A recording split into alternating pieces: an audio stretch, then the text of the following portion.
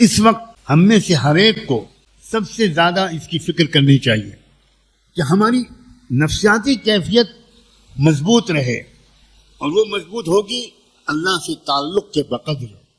और अल्लाह से ताल्लुक मजबूत होता है नमाज के जरिए, अच्छी नमाज के जरिए। इस्तईनु बिस्सब्री वस्सलाह।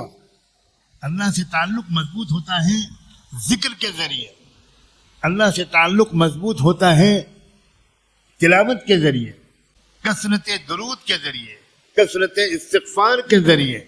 सालिहीन के पास अपनी इस्लाह की नियत से जाते रहने से उससे अल्लाह से ताल्लुक मजबूत रहता है। और ये एक मुसलसल अमल है।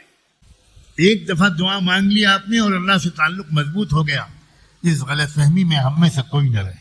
मुसलसल, क्योंकि शैतान की तरफ से शुकुक व शुबहात और वसवसों के हमले मुसलसल होते रहते।